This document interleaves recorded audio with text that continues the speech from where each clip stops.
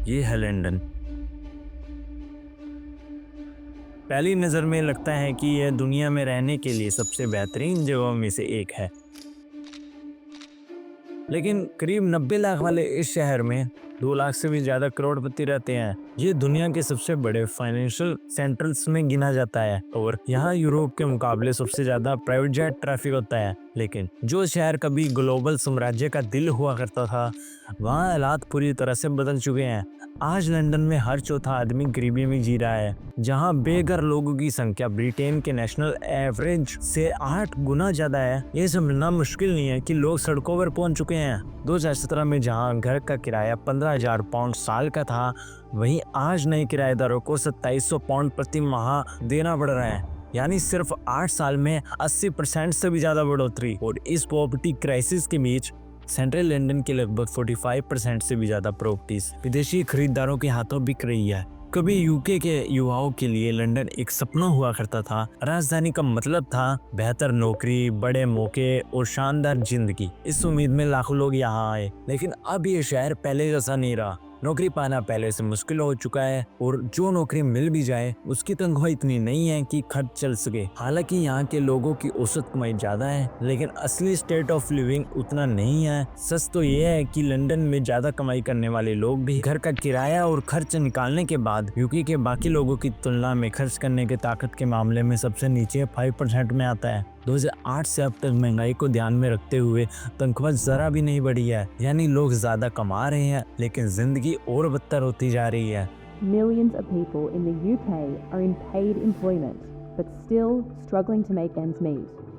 जब हालात बेकाबू हो जाते हैं तो लोग और भी मजबूत हो जाते हैं, और पिछले साल चोरी के मामलों में 35% की बढ़ोतरी हुई है, जो कि किसी भी तरह के अपराधों में सबसे बड़ी बढ़ोतरी है। आज दुकानों में ऐसा आम नजारा है कि मीट जैसे बेसिक सामान को भी चोरी से बचाने के लिए प्लास्टिक बैग्स में बंद करके रखा जा रहा है। लेकिन लंदन पूरी तरह बुरा नहीं हुआ। कुछ लोग अभी भी आराम से रह रहे हैं, लेकिन यह शहर अपनी पुरानी शान का साया बना रह गया है और बहुतों के लिए यह ब्रिटेन की गिरती हालत का आईना है। तो सवाल ये है, हालात ऐसे कैसे हुए? कैसल दुनिया के सबसे अमीर शहरों में से एक आम लोगों के लिए नामुमकिन होता जा रहा है। आइए समझते हैं हाउसिंग क्राइसिस की जड़ें। औसतन लंदन के लोग अपनी कमाई का 46% सिर्फ घरों पर खर्च कर देते हैं, जो यूके के बाकी हिस्सों से 50% ज्यादा है। यही वजह है कि हर चौथा लंदन वासी शहर छोड़ने की नौबत तक आ गया है। लेकिन ये हालत बने कैसे? असल में ये कहानी 100 साल पहले ही शुरू हो चुकी है। 1930 के दशक में इंग्लैंड में घर की औसत कीमत 500 पाउंड थी, जो आमदनी सिर्फ 3 गुना थी। तब कोई हाउसिंग क्राइसिस नहीं था। फिक्र ये थी कि शहर बहुत तेजी से गाँव की जमीन खा रहा है, इसलिए सरकार ने लंदन के चारों ओर ग्रीन बेल्ट बना दिया, मतलब एक सीमा जिसके बाहर जमीन पर घर नहीं बनाए जा सकते। इसका मकसद था प्रकृति को बचाना और हवा को साफ रखना। कई सालों तक ये प्लान काम भी करता रहा, लेकिन लंबी अवधि में इसका उल्टा असर पड़ा। आज ग्रेटर लंदन के 3 गुना बड़ा इलाका ग्रीन बेल्ट की वजह से सुरक्षित है और वहाँ घर नहीं बनाए जा सकते। इसका नतीजा ये है कि जहां हर 52,000 नए घरों की जरूरत होती है, वहां सिर्फ 30,000 ही बन पाए हैं और अब 11 लाख घरों की कीमत हो चुकी है। सोशल हाउसिंग का पतन। 1960 के दशक में हालत अलग थी। तब घर सस्ते थे और सरकार के पास बड़ी मात्रा में पब्लिक हाउसिंग थी। दूसरे विश्व युद्ध के बाद बड़े पैमाने पर घर बनाए गए, जिससे घरों की सप्लाई ज्यादा थी और दाम भी कम रहे। लेकिन 1980 में मार्गरेट लेचर के आने के बाद हालात बदल गए। उन्होंने राइट टू बाय स्कीम शुरू करी, जिसमें लोग बेहतर सस्ते दामों पर सरकारी जमीनें खरीद सकते हैं। इससे लाखों लोगों ने अपने घर खरीद लिए। उस दौर में यह एक बड़ी सफलता थी, लेकिन असली दिक्कत यही थी कि उस पैसे को सरकार नए घर बनाने में नहीं लगा सकती। धीरे धीरे पब्लिक हाउस कम होते गए। आज हालत यह है कि 3.3 लाख परिवार सोशल हाउस के लिए इंतजार कर रही है और 1.8 लाख लोग टेम्परेरी घरों में रह रहे हैं।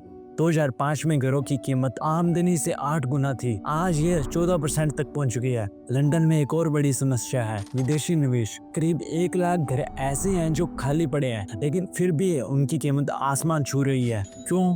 क्योंकि घर अब सिर्फ रहने के लिए नहीं बल्कि अमीर लोगों के लिए सुरक्षित निवेश बन चुका है। इसलिए सेंट्रल लंदन की 45% प्रॉपर्टी विदेशियों ने खरीद ली है। अगर विदेशी निवेश न होता तो औसतन घर की कीमत 20% कम होती, लेकिन आज लंदनर्स को इसकी भारी कीमत चुकानी पड़ रही है।